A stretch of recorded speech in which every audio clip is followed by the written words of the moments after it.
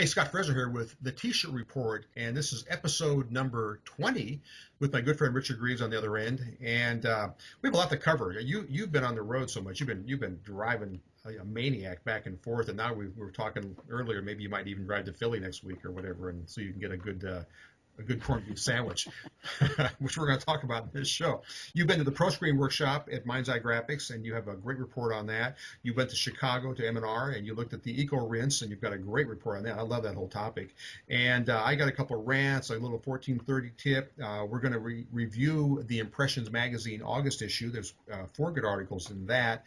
And what else do we have? We're going to give you trade show dates. We got shows coming up. It's going to be a great show.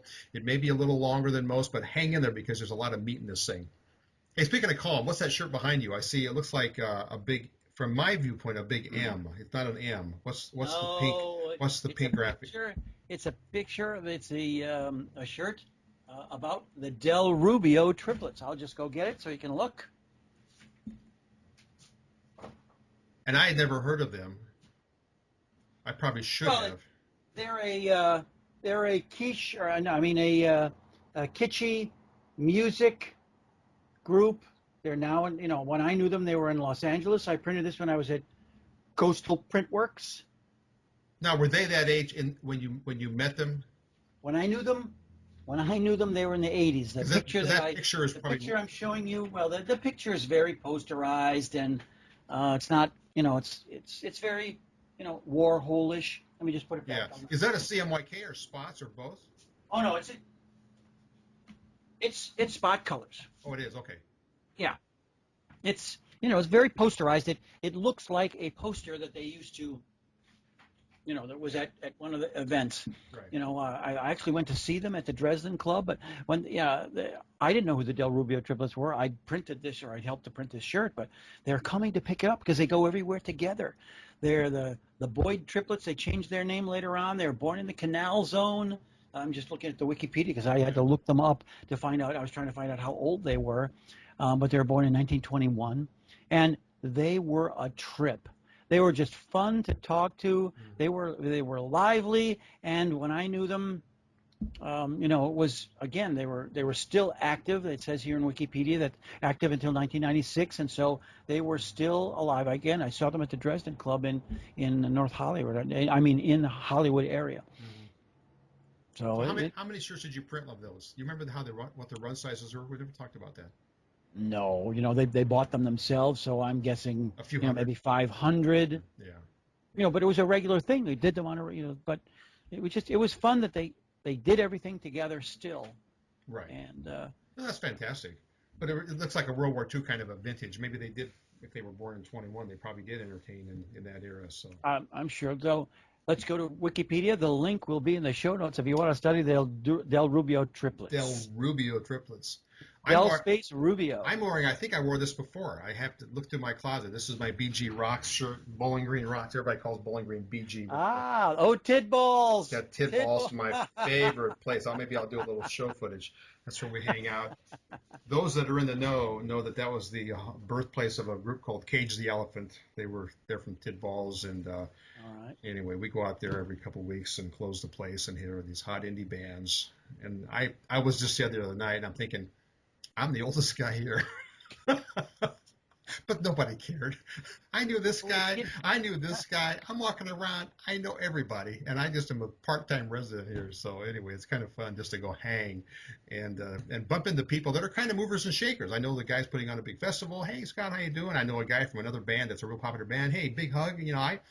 I've only met this guy a few times, but every time I see him, big hug, So anyway, but that's Bowling Green. I think that's the Southern hospitality. So right. Anyway, hey, you've been busy. Yeah, you've been home at all the last 2 weeks. You've been to Chicago. You've been to Decatur. You've been wherever. I definitely was. I was very busy. I went to the Pro Screen workshop that was supported by Saati. It was at Mind's Eye Graphics. That's Kitson's shop, Greg Kitson. Yeah. It's the same place that I did my own Greaves on Garments Insights at Greg Kitson's shop. He's doing. We mentioned him in the upcoming events. They're doing a. Is he a sponsor? Does he pay us for this? We mention Greg every show. No, we love Greg. We love Greg. We need to call and say We Greg. love Alan. Yeah. We love Rob. We love Yeah. Stephanie. Yeah, they're good We guys. love them all. Yeah. It's a really nice atmosphere there, and Greg really puts on a good show. Mm-hmm. And so he's the producer sponsor. He makes money. I mean, he collects money that we share. Yeah. So, Nobody gets rich. I mean, I get no, we're definitely not getting rich. Yeah. But it's a lot of fun because I'm meeting new people and I get to show off, and that's basically what I do. Mm-hmm. So I went to that because Saati's got a lot of new things. I've mentioned the Saati products on a regular basis, but I'm a big Saati fan. I'm a huge fan of Ross Balfour. I've mentioned him many, many times. He just, every time I talk to him, he bristles with the information. He is the guy that knows. And so he's royalty in my mind. Mm-hmm. I'd never met Greg Jensen and Keith Perkins, to actually know them or share a meal with them or something like that. I know them by reputation. They used to work at ICC, and then they moved on to onto Saati Chem, the Chem division of Saati. So I wanted to go see their methodology of how they're working. The flat table that we've shown of at Greg Kitzen's Mind's Eye Graphics is something that Keith Perkins built 11 or 12 years ago when he worked at ICC.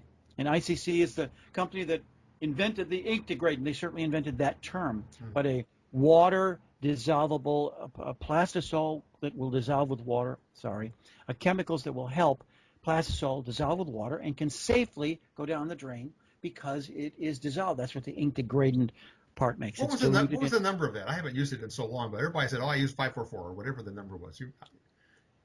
Well, I see part of the problem. Part of the problem is that I know them by their reputation.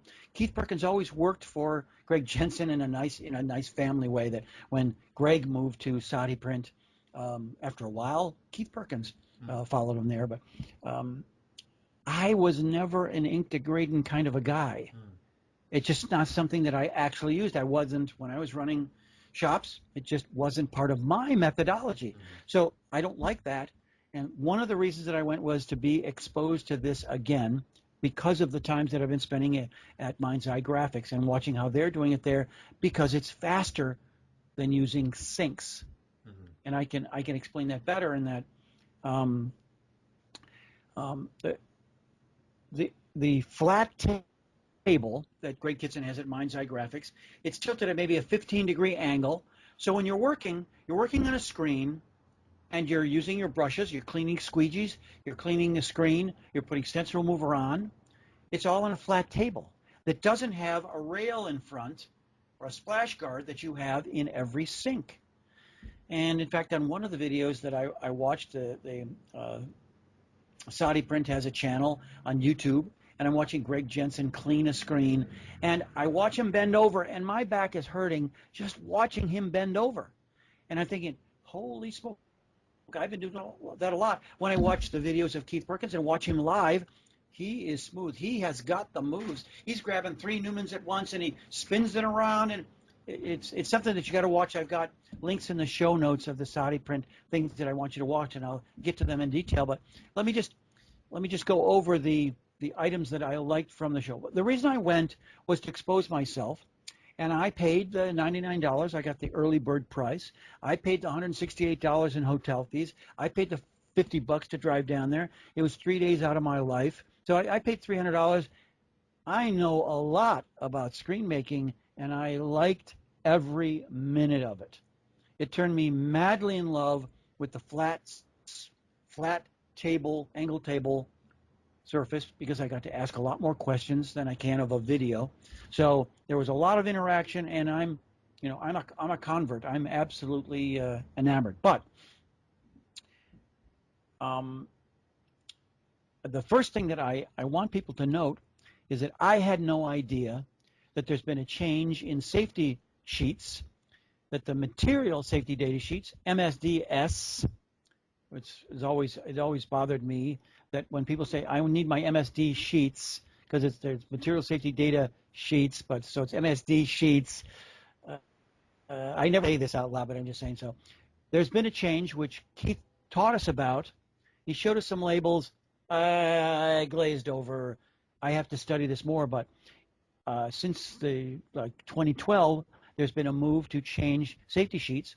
I found a great website, and I picked it because I want you to Google MSDS versus SDS. I want you to go into Google and Google that.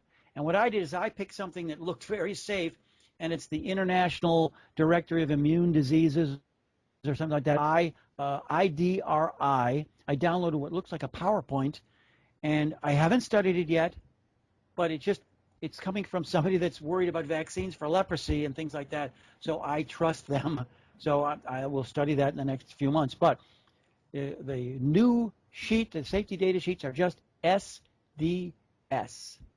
And when you go to certain chemical companies, I went to 2 or 3, and they have MSDSs, and then there's another page for SDSs. So it's something we all need to look for. I'm not qualified to teach you about it now, but if I was a business owner and I didn't know about this, of course I'm not buying things. People are not giving me the MSD sheets. So we move on. Now I want people to go to to YouTube and watch the flat SS reclaim. The SS is stainless steel, and I want you to watch Keith Perkins clean screens for 10 minutes. Turn the sound down because there's nobody talking. There's no voiceover, which I would like. When we watched this video at the show, Keith Perkins turned the sound down, and he narrated it, and of course that was much better. So I give the look of disdain to my Saati brothers and say, why are you running Mendelssohn's fourth? It's not the fourth. I need to listen to it. Mendelssohn's fourth come blasting through for 10 minutes, but it's going to change the way people think. It's going to be Mendelssohn's fourth will turn into something dreamy as we watch Keith play. So it'll be like in the movie 2001, how we all fell in love again with the Blue Danube, and also Sprach Zarathustra. So if you like Mendelssohn, keep the sound up, but otherwise turn it off and pay attention. There's also a great video with Keith Jensen. It starts with Keith Jensen, but it's again about their ink remover number 4. And I've got a link in the show notes. It should be displaying right now. Skip over the plastic. So don't skip over it, but I want you to go and watch Keith clean squeegees, because I've always cleaned squeegees in a sink. I like the Larsons. The Larsons make the Sherlock, and they have a squeegee cleaning device, and Lawson had a squeegee cleaning device, and Tomasz Freszka made a squeegee cleaning device. Flat table with a brush, soaking in diluted solutions of an ink remover. Follow the instructions. Absolutely, this is the way. If I was running a shop today, I'm sold. I'm sold. And of course, if you like Beethoven, I had to look this one up. I recognize the Mendelssohn right away, but I had to look up what music is playing. Loud Beethoven Symphony Number 2. Well, these are most of the 1812. So my question to you is, this is a screen making workshop, and you're talking about chemicals, and I'm okay with all that, because to me, I would have pictured you going there, and it's a lot of stretching and coating techniques and thread thickness and mesh openings, and we're talking about cleaning squeegees because Saati obviously makes these chemicals. So what did you take away from all that? I mean, what you've changed your thinking, by the way, now from whatever to a flat table. So that's going to be the new Greaves. You're going to be building one in your little work area, right? Yeah. Now, you make a very good point, because the parts about stencil materials, their emulsions, I learned a lot about their emulsions, but it didn't change my, it's a lot of it is a teaching. This is a diazo, this is a dual cure, this is what a photopolymer does. Here's the kind of chemicals that you need to put on to reclaim, principles of reclaiming. These things weren't as new to me. These are things that I believe anybody that wants to learn about screen making should absolutely. I've talked about how you can download the Saati book that was written by Andre Paskins to learn about the basics and fundamentals. It's free. So email me if you want a copy. I'll give you the download link, or go to Eric Klein at Saati and download the book. I've held it up many times in this.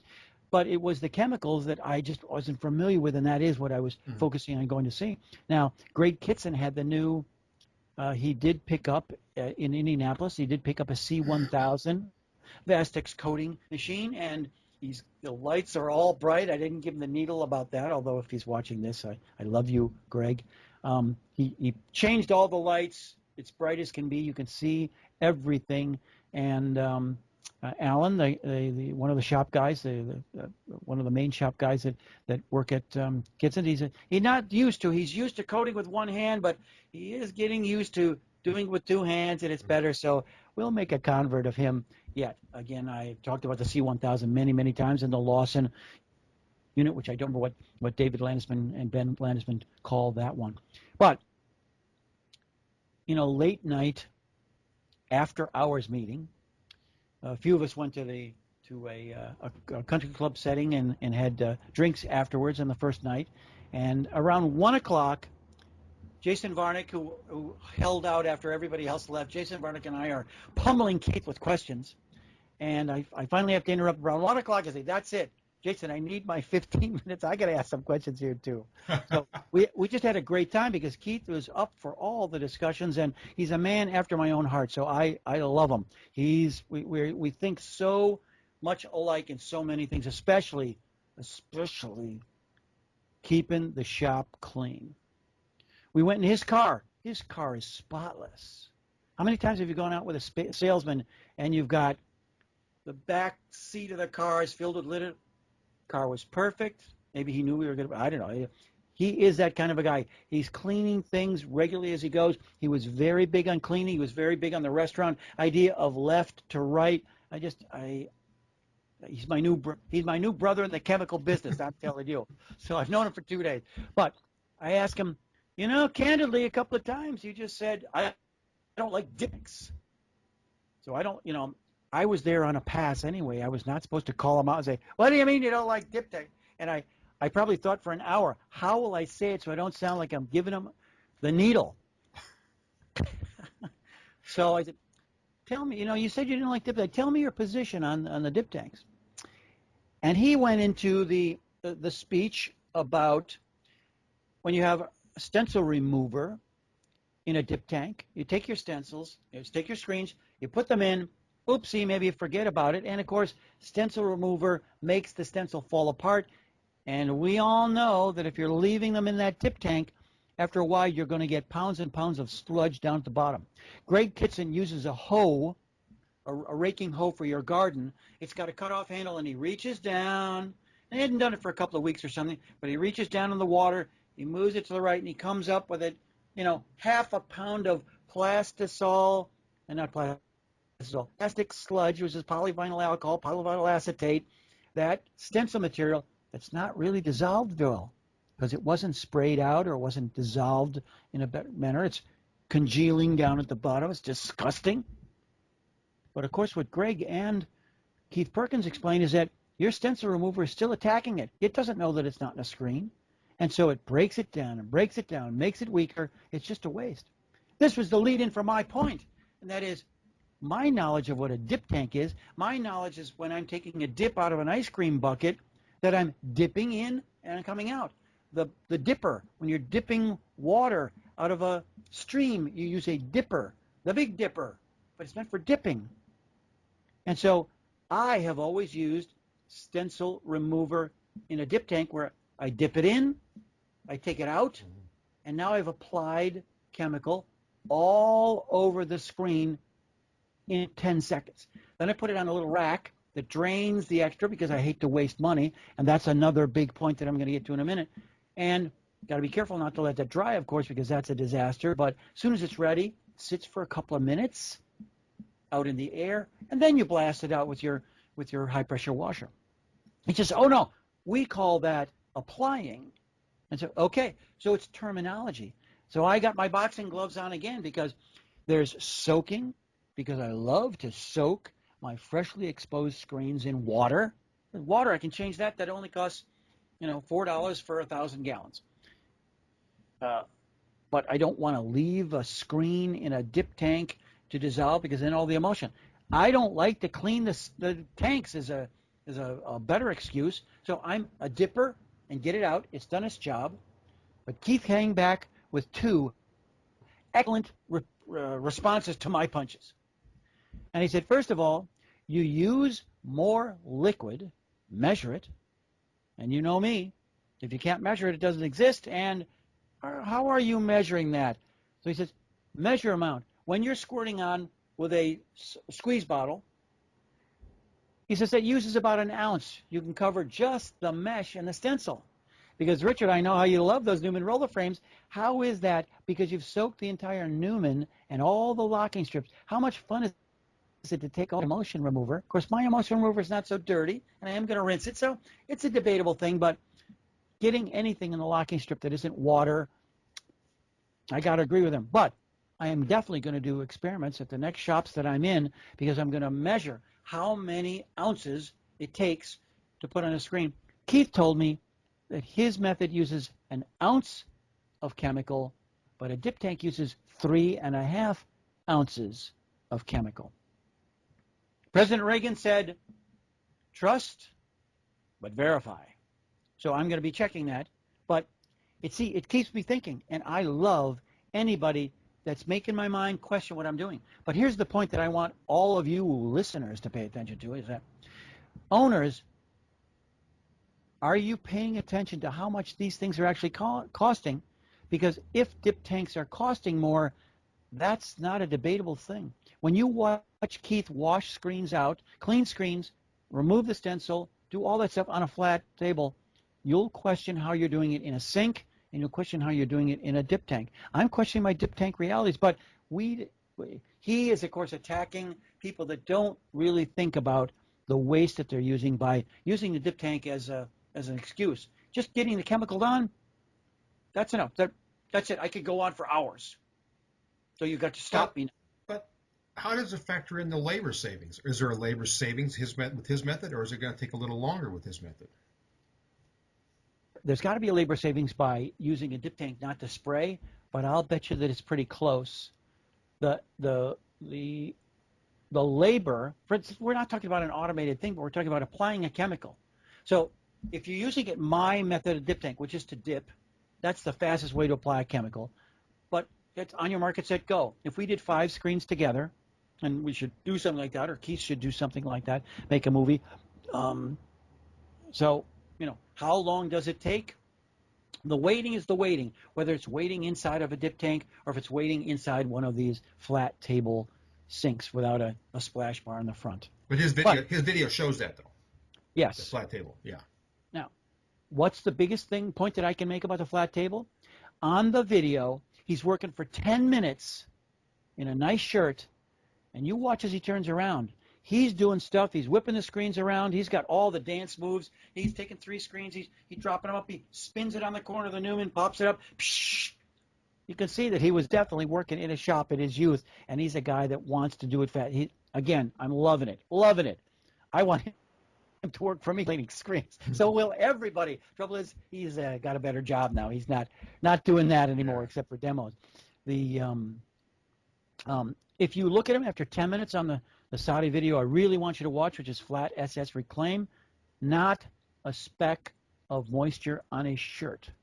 And I watched him work at Greg Kitson's Mind's Eye Graphics, giving a 45-minute demo on Greg's sink, and he worked in a nice Saati shirt, no stain across his stomach where the stuff was blasting up. He also worked without gloves, without glasses.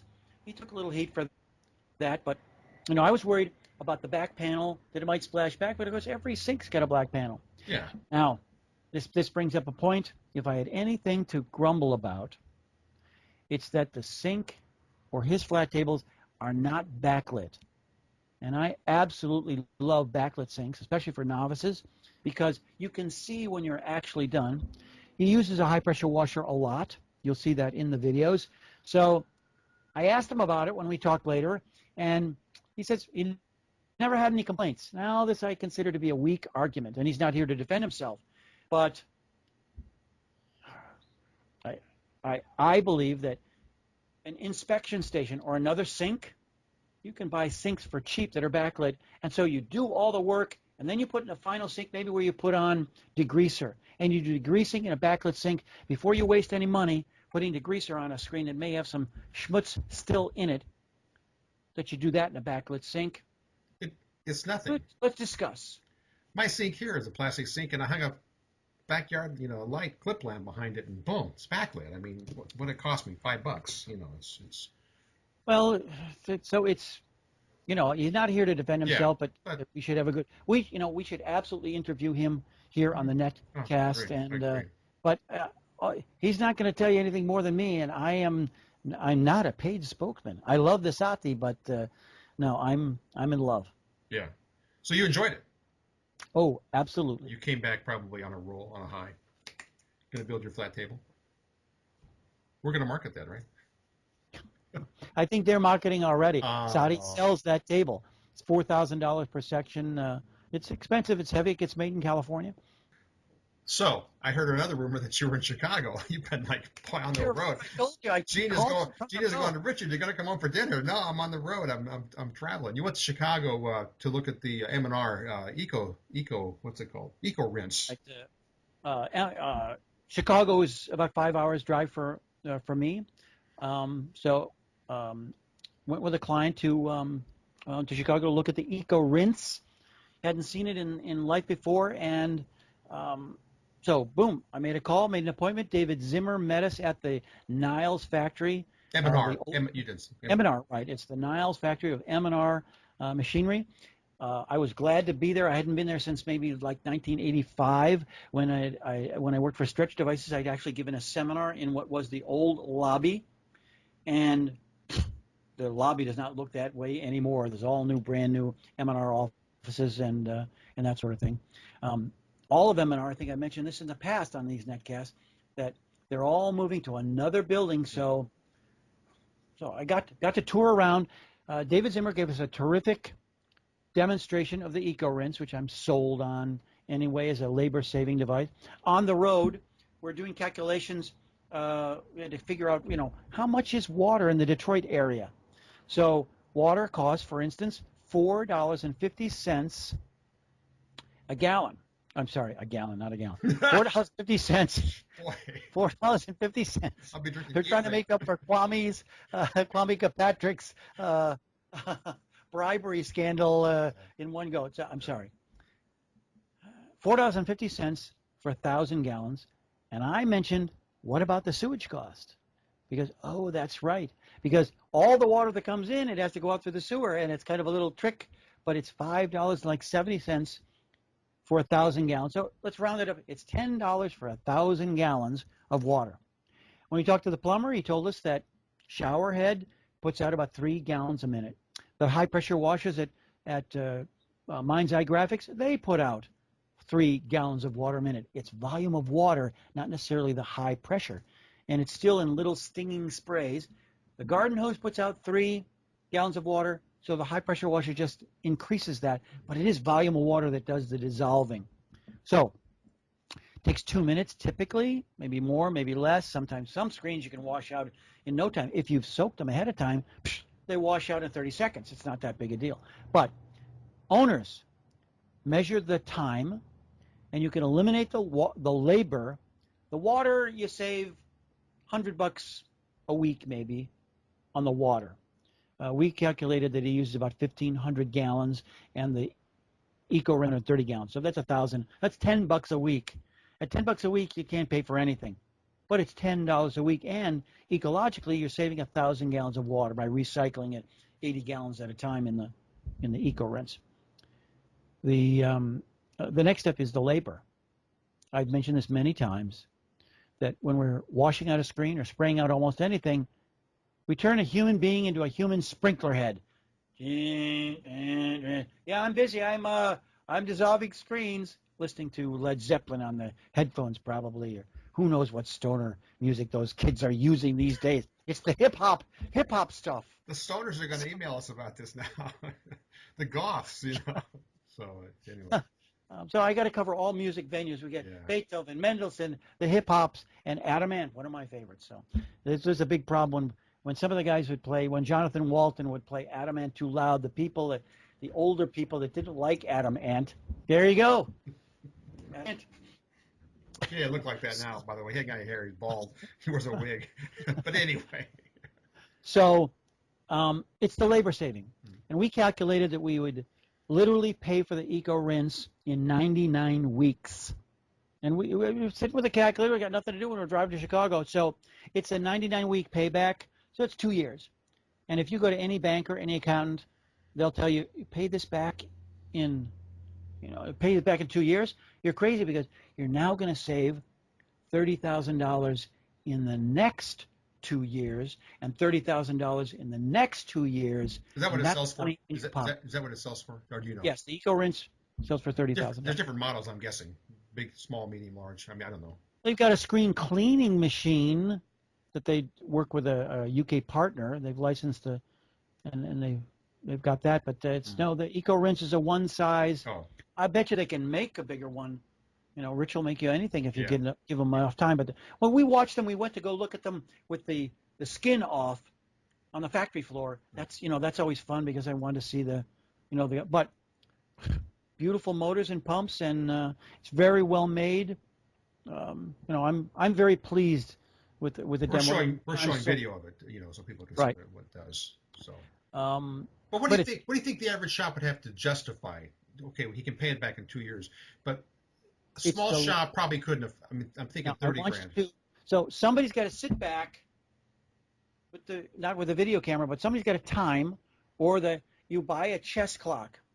I bought a chess clock at a couple of my shops, but you go and you can find them in pawn shops sometimes, but you just go to. I haven't thought about this right now. I haven't researched this to tell you exactly, but I'll bet you $1,000. You go to Amazon, you can buy a chess clock, and it's a stop and start. Everybody's got a stop and start timer on their phone, but the phone, I don't want it to get wet.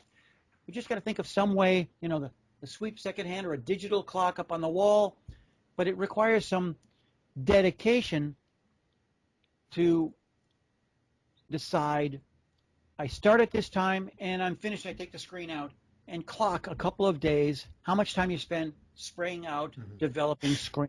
Yeah, right. Now, that's your calculation. So you've got time and the overhead, what you pay in FICA, all these things. So are you paying him $10, $15 an hour in overhead? Then you take it, well, over the days, he spends 2.5 hours a day washing out. There's your payback. I think if you're doing hundreds of screens a day, I mean, I'm just guessing. If you're a small shop doing only a few dozen. 100 screens a day, I can promise you, yes. Yeah. It's if you're doing only 20 screens a day, how long would it pay? You're not going to pay it back in 2 years. It'll take 5 years or something like that. But as David Zimmer told us, he's seen screen makers that are doing the lousiest job in the shop. And all of a sudden, they're machine operators. That they got to punch the buttons. They got to program the recipes. You get 5 recipes that you can choose. Does it go 2 passes, 3 passes? And, of course, we did find that 305 mesh doesn't take long at all to wash that out. But the 40 mesh that the screen maker had coated up aplenty. That sucker's thick.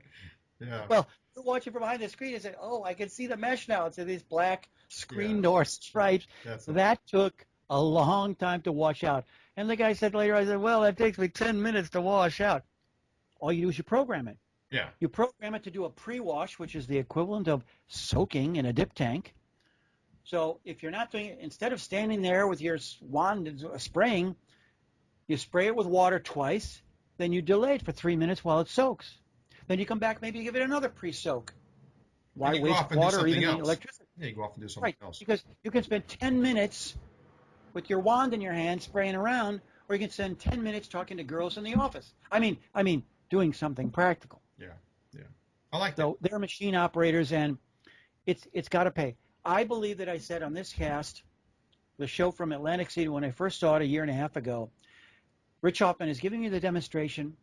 Behind me, a man says, I bought one of these last year, and I got rid of a guy. Because he didn't have to have somebody who was always developing. So somebody with a big volume, absolutely, it's going to be. They can't make them fast enough. Right. I saw 6 on the shop floor being made, all with tags. These are sold. People are waiting for them. I don't know how many weeks out it is, but can't make them any faster. Yeah, that's great. Where else did you see in Chicago? You went to... All right, so then we had the fun stuff. So I went to, well, also to say that I made a spur of the thing. I made the appointment with Rich Hoffman. He couldn't be there, so David Zimmer, who I worked with back in the olden days when I worked at M&R, he gave us the demonstration. He was terrific, took real good care of us. And I saw David Blake from the international division. Richard, he yelled out at me. And well, you know everybody. Yeah. So, but I'm looking through the guys. I got my glasses up. Oh, David. So we have Old Home Week there for a while, and then we got to the digital division, and there's Jeff Baxter, my old pal from long ago. And so I had lots of Old Home Week, and I gave Jeff the needle when I came in. I said something like, Officer, that's the one. He's the one that was peeking through my window last night. Greaves, get out of here. So I just had a great time. But after we left, I had a couple of stops I wanted to make as long as we'd driven to Chicago. And so we stopped at Replica Chicago. My friends Lynn Scream Printer Hooley. It's the real reason that I'm going to Replica Chicago. Her husband is always around. Jeremy always seems to be around. But I got a great greeting. They've just opened up their new storefront. They've doubled their retail size and changed out their screen printing shop. And I'd gone there several times in the past to help them to work on that. And so they'd done it all on their own. They'd done a terrific job, great counterling. So I had a great, 30-minute visit, and then it was off to AWT. So Advanced World Trade, been in the same building for 25 years since Advanced closed up. And so I went to see Michael Green and my old friend Rich Manich, who I hired to work at Stretch Devices. He's the master of UV. If I ever have any UV questions, he's now doing dealer sales at AWT. So I hadn't warned them. I didn't know if I was going to be able to go or not, what time we'd leave. And so as I walk in, he's walking past the door. He goes, "What the hell are you doing here?" Yeah. So it's fun. This is Old Home Week. And, like a trade show. Yeah, but I saw Meryl Green, who I hadn't seen. Rich Mandich held up her book, which is a screen printing book that she printed. It's got to be 30 years old, the book. And he says, "Do you know this book?" I said, "Yes, I was there when Meryl was screen printing the covers for that book." He says, "Meryl's right here in the next office." So we went over to see Meryl, and I reminded her of the time that I was teaching the classes at the American Institute of Screen Printing at that time. And so it'd be 85, 88, something like that. And I said, "Well, you may not remember me because you were printing the covers of the book, but you did give us a little lesson in we shouldn't really be teaching because we weren't real teachers." Meryl is a certified Illinois teacher, and I wasn't. And she was giving us the needle. It's 30 years ago. I don't remember. I just remembered her fondly. I didn't take offense, and I don't want her to get into. She was not giving me a hard time. She was stating, you don't have a teaching degree. Maybe she wanted to teach those classes, and that was the hint. Because American Equipment, American Advanced, they were sponsors of the school. It was the American Institute, and over the years I taught a lot of teachers in the summer, especially, and the teachers are the ones you just smell they were a teacher. They'd get up to introduce themselves, all the students, and you just knew because they wanted to come to the front of the room. You could just tell they just didn't like standing in the back saying who they were. They wanted to be up there teaching.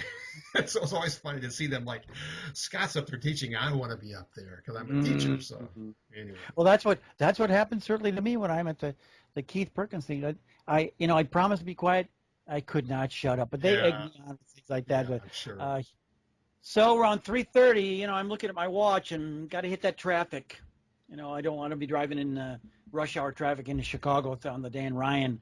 And so, boop, we zip out of AWT. The real reason is that we had to get down to Manny's Deli because we were starting to have lunch. All right, yeah. So Manny's Deli is it's a restaurant it's a cafeteria style restaurant that I'd done research on because there's no more Braverman's on North Avenue, which used to be the corned beef sandwich of my life. They were famous because they give you this little tiny piece of bread, and there was a big sign in the back that said, "Don't ask for extra bread." So when we were in Chicago, we used to always go to the grocery store, buy extra bread, and then go to Braverman's for the sandwiches because you couldn't pick this up. Now, it's got to be, I'm looking for the best corned beef, or I'm looking for any kind of a corned beef sandwich. I haven't been back to New York for 5 years, and there's nothing in the Midwest. Nothing. So we go to Manny's. Place is basically empty. It's 3:30 in the afternoon, and I come out and say, "Okay, I'm here." I'm here from the East Coast, and I heard that this is the place to be. It says, come right up. Should I get the pastrami or the corned beef? Because everybody in the Midwest seems to put too much pepper in it. And it nearly killed me in Cleveland. He said, you should have the corned beef. So I don't know if he actually meant that his pastrami is very peppery too. But, you know, I like to eat the meat to see if there's any flavor in it without the mustard and the bread, all that shit. I want the meat. I want Arthur Bryant from Kansas City. I've got to go there before I die. So I got to go back there again.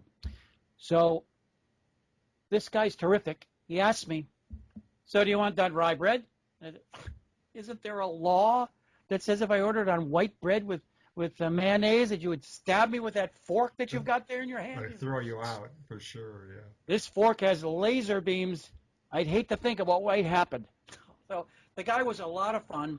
He's the 40-year butcher that I keep talking about that knows his stuff. He's lived around these meats his entire life. So I can't wait. He's want a potato pancake? He says, nope, I'm saving it all for the corned beef. Okay, so he was a good thing. The other counter guys behind, they had to work for a living. This guy loved his job. He was terrific. So we get to the table, no mustard on. I reach in and I taste the corned beef, and it's meh, stringy. Too bad. Not the hold it up to light. That's not the Carnegie Deli. Not the Carnegie Deli. That's for sure. Yeah. Did I tell you the Carnegie Deli is closed? No, because I had mentioned a while back that Richard Labov, our good friend who passed from Union Ink, took me there many years ago. There's Henny Youngman working the crowd, and that was my first experience of kind of a cafeteria-style seating and sandwiches that were like this, and lots of pushy people. And guys by the kind, hey, come on, what do you want on this? And it's just move them along, So I go to no sharing. I know this is your story, but I go to a place in Phoenix called Miracle Mile. Miracle Mile for years was your basic Jewish-run deli. You go there and you feel like you were in New York City, I go there a year ago, and I'm not being prejudiced, but it's all Hispanic guys, and they're all, can I help you? And it's Miracle Mile Deli. I mean, they should take the word deli, because to me the word deli says it all, I think. So anyway, so back to your sandwich was a bust anyway. I should tell you, because the Carnegie Deli has been closed for months. Oh, why it was closed? I didn't know that. They were caught stealing gas from somebody else. So the gas company shut off the entire building. People that are living upstairs have no gas. I think no electricity either. Their apartment renters that are paying $2,500 a month for a studio apartment. And they got a space heater plugged in. Oh, my God. I had no idea. I haven't been there in years, obviously. A couple of months ago, I sent somebody to go to the Carnegie Deli, and they sent me back a picture that closed for repairs. So I look at it, what's the deal? And then I see the news was full of it a few months before that. So, all right, so back to Chicago. I should have known better, because when I picked up the piece of meat, it was sliced thin. It wasn't, let's say, 3/16 of an inch. It was thin sliced, and that's what they always do when the meat's just not going to melt in your mouth. And so I love the guy behind the counter, but... Yeah, well... You and I have to look up in New York at the Carnegie Deli. Oh, you're right, Philadelphia. Go and get to the. We talked about that last show. I'm 90 miles away from the Carnegie. I got to go now. Los Angeles is Langer's. Langer's and Jerry's Deli. Okay, so. Yeah. All right. And that's how we finished off our trip. Got home around 10 o'clock and fell into bed exhausted, because we'd gotten up at 5 in the morning to get going. Did you get that shirt in Chicago while you were there? No, I got it about a year ago. It's a Chicago outfit. That's Lynn Scream Printers. I love it. It's the Chicago outfit. Girls on skates. Can't beat it. She had a lovely picture on Facebook. Very beautiful picture of the MRI of her knee. She's going in for ALS surgery. She ripped the tendon out or whatever, and so she's going to be in a wheelchair for a few weeks. From skating. Skating. She's had like 10 surgeries on her knee, and so she's the real thing. Is that plastisol or discharge? I couldn't tell from. They're not discharge people, so it's definitely going to be plastisol. They do not print any water-based. It's soft as can be. It's a real nice print. Yeah, it's a good look. I mean, If you print flash this all right through a high enough mesh and maybe do a print flash, you get a nice soft print. I try and teach people that, and they go, no, I need to use 110. No, you don't have to do that. So it's great. But I'd organized a trip to Milwaukee, my old hometown, so that I would be able to be at the field house, the Windy City Field House, for one of their events, and I bought this at the event. $20 killed me, but it's for a good cause. I know. It's for tattooed roller girls. Nothing wrong with that. Yeah, you can't beat that. All right, moving on. The Tech Talk. I have a couple of support notes. I had 3 different phone calls with the same customer yesterday. On an error he was getting on his 1430, and it was weird. He bought a 1430, sent the file from my rip, and immediately the 1430 light started blinking, And we dinked around, and he had told me that was the second 1430 he'd gotten, because he had the same issue but never called me on it. And so I check everything. I do an online session with the guy. I check everything out. I'm saying, what are the odds you're getting 2 bad 1430s? It just seems wrong, because what's happening is not my rip, and it's just an immediate error. We go back and forth and back and forth. I give them to another support guy that I use, people that develop my program. They ask the guy, is your printer level? I didn't think to ask that question.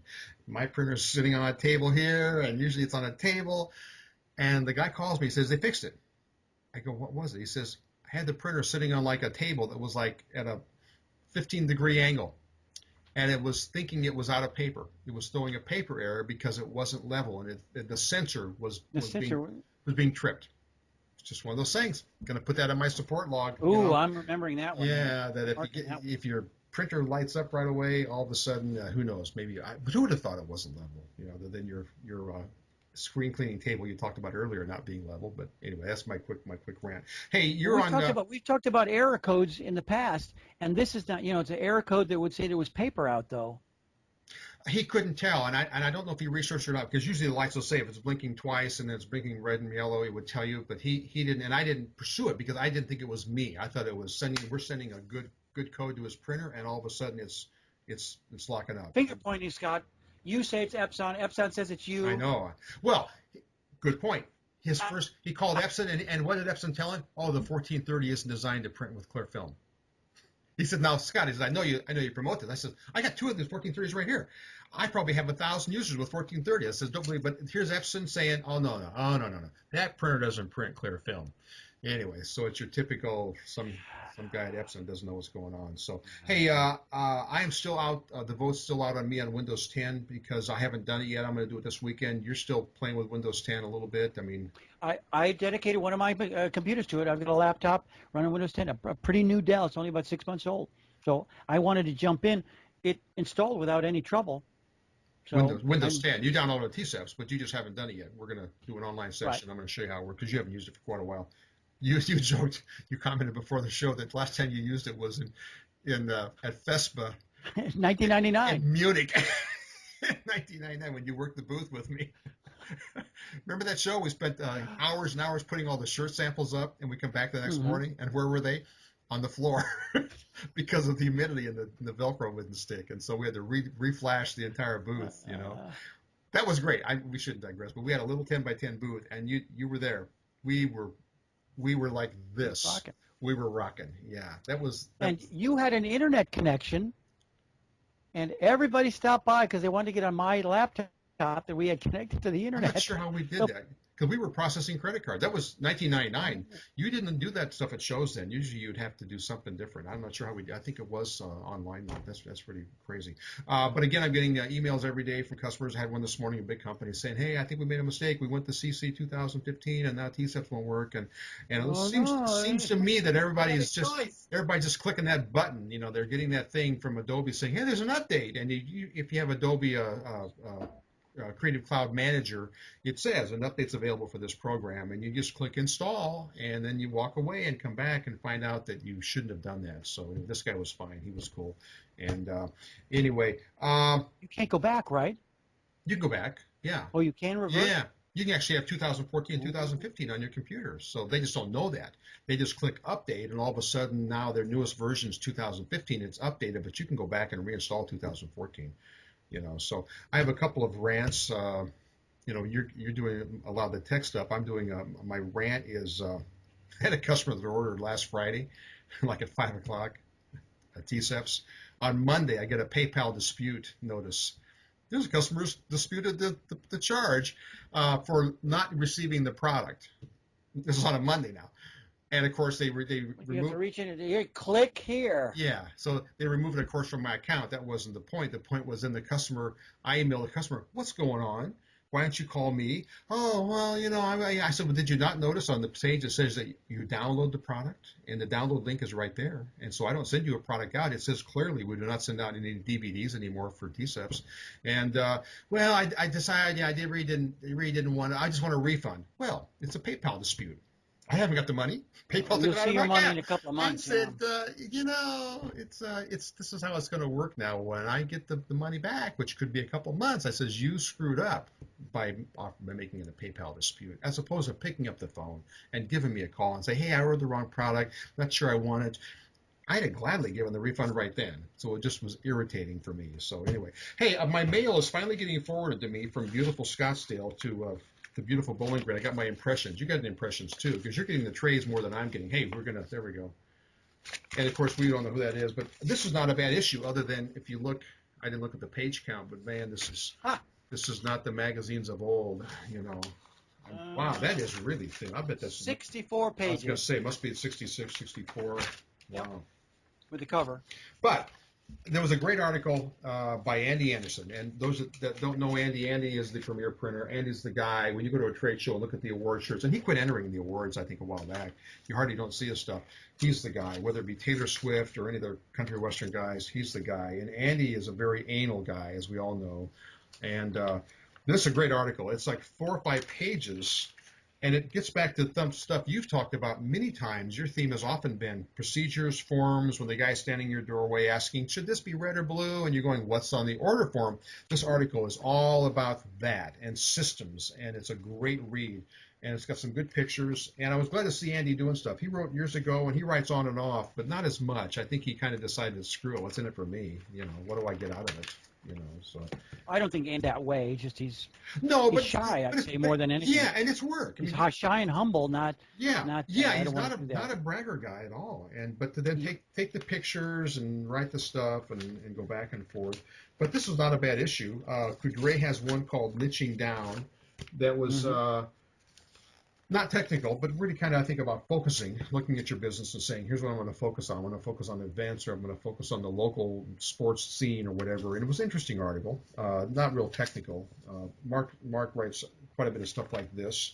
And then there was actually a nice article by Marshall Atkins. We joked about that he's like the flavor of the month, because Marshall is, where's he in? Printwear, wearables, impressions. You mentioned earlier. He must have too much free time. You mentioned earlier that you used to write for 4 trades, and I was writing, because you count the overseas ones, I'd be writing it when I was really writing actively for 4 or 5, because you maybe recycle an article for screen print India. Figured that the Indians aren't reading the American magazines, and maybe you'd send Kathy Hobson an article that maybe you wrote 6 months ago for impressions. And I don't know if you ever did that. You probably did do that, though, I'm guessing. Rewrite them. a little, perhaps. Well, you change the inches to centimeters, and you change the mesh counts to centimeters. No, but I remember that there were a couple of themes that I rewrote, but I tried never to do that, because if you read it and they say, oh, did you just recycle it, that screen printing magazine from 2 years ago? I used to tell I don't want to get caught. No, I used to tell them, no, this is kind of a recycle, and I've revised it. But this is the zen of manual printing. Again, about systems, procedures, a printer's checklist, which some of this stuff is kind of boilerplate. Make it sure you're in a well-clean and well-lit environment. Organize your job. Have your tools handy. Stuff that is kind of, I think, screening 101. But I think that people need to see that and need to read that. Well, I bet you at Visual Impressions, Marshall was having to teach that to his employees. Oh, probably so. I know that if I was still writing a lot, the stuff that I did this week, we wouldn't be doing this. I'd be writing it up and trying to make some money. Yeah. You don't pay very well. No, I know. Yeah, I think because if those of you that watch the show know that I put the sponsor ads in front on YouTube. I think I checked our YouTube account last week, and I think we made $7 last month on views. So I owe you a drink the next time I see you. Get back. Yeah, $7. And then Keith Stevens had an article on squeegees, and again, it's squeegee's 101, you know, so it's basic stuff. But I don't think there's anything wrong with basic stuff. I think that for a while the trades have gotten into I very don't think we have enough basic stuff. high-end stuff, and I think that you've got a lot of beginners out there. I talked to you before the show that I had someone banging on what they thought was a discrepancy in my how to print book on one of the forums, saying that, you know, this page doesn't make sense. And the guy had obviously never printed a shirt, never even put ink in a screen, so he was trying to interpret something that was being written very plainly. I went back and reread it, and great. But he was kind of banging on the fact that this paragraph here didn't match this paragraph here, and this is a chart I saw 2 years ago on these forums. I'm thinking 2 years ago you still haven't printed a shirt. You know, you have guys out there like that. I used to have students that would come every couple of years. I say, have you started the shop yet? Well, no, I'm taking the entrepreneurs class at the local junior college, and I'm taking a salesman's class next year. These guys should not be self-employed, you know. Now, you bring up an interesting point, because a couple of weeks ago, somebody had asked, you know, should I use this lamp for exposing screens? Is this a good lamp? And what I did is my usual. I did a teaching explanation of what you should look for, but I didn't say, yes, you could or couldn't work with that lamp. And here's another guy that brought up a quote from your last book. And I said, no, I don't think Scott ever actually said that, because he said you could go with grow lights. And I said, no, I don't think that Scott would ever say that. And then I put in my big explanation of why grow lights are a mistake. Grow lights are visible light. Plants do not grow with the invisible ultraviolet light. Yes, a grow light may be able to expose your stencil, but no. And later on he came back. In fact, I went and looked out of the book. You know, I dragged the quote out of the book, and I explained where you were using grow lamps as a knot. I've lost it, you know, it's not on my mind. But so what I did do is I went on Amazon, I bought the lamp that he did, and I bought 2 lamps that are compact fluorescents that are blacklight bulbs, and I'm sure that these are meant for party store stuff. Yeah, right. So I spent about $30, and I bought some of these lamps, and I will report on this next week, because they arrived while I was out of town, so I've got 2 of these to measure, and I'll get my machine out. I will tell you exactly what the nanometer range is and what the energy level is, because later on he came in and said, this lamp was perfect. Yeah. It only, you know, or he didn't say only, I'm saying this lamp is perfect. It gave me a perfect screen in 20 minutes. Right. Well, and of course, no problem. If you've got 20 minutes for the exposure, you can get photo floods to do that. It's not the best lamp, but hey, for $15, if this works, I'd be curious. I like it better than the J bulb. I'd be curious. I'm real curious about that. Yeah, tune in next week. People take it out of context and don't always read, you know, the entire paragraphs, you know, and stuff, and so it's kind of frustrating. But you know, it is what it is. So anyway, I think I'm done with rants. I have one other quick on the support thing. A call this morning. It wasn't a customer of mine. It was just somebody who happened to know from. I knew them, but I wasn't doing SEPs for them. They sent me a picture of a big wide shot of a baseball diamond with people, but way up high, and some wording. And they said, we did the separations ourselves in-house, and the job turned out terrible. What advice can you give us? So I came back with my usual, how did you separate it? Did you use an automated program? What mesh and stuff? And so she called me, and she said I used Separation Studio, and I'm not telling the story to bang on those guys, but she used an automated program. I said, what mesh did you use? Oh, we used 156. I said, I don't even think Separation Studio would recommend that. Charlie say about that? Yeah, I said, what was your line count? She said, oh, it was 37 lines. I said, why 37? She says, well, I got accurate, but I think it's set for that, but I wasn't sure, she said. But she said she was new with the company, but it was kind of preset. I said, can you send me a picture of the shirt? Send me, and this, I'm not banging on this company because they don't do high-end work. I was very helpful, and I think I got them on the right track. They were just an honest printer who just tried it and it didn't work. Sent me a picture, and the halftone dots were like at 37 lines, you know, and you've got this picture of this stadium with all these little faces that were just blobs, you know. Yeah. I haven't heard back, so I told her, I says, here's the deal. Just buy into it. Get some 230s and some 305s. Go to a 50 or 55 line halftone. Get your screen making down so you're going to hold the 5% dot. You're going to have to struggle with that a little bit and work on it, and you'll be way happy. Oh, wow, okay. I'll get back with you. So that was my, not a rant, but just a support call that I get where I don't think Separation Studio said 156. I'd be surprised. No, I don't think so either. I don't think so. I think that was just maybe, I jokingly said to her, I think you burned it on what screens you had coded, what you had available, you know. And so anyway, so we'll see. Hey, is that our show? Did we cover all of our important points here? This was plenty. I pretty much hogged the front of the show, but I had a great Your stuff is great. couple of trips there. So I put 1,000 miles on the car this week. You're good. Hey, thanks for watching. We enjoyed talking to you guys. See you later. Bye-bye. Bye-bye.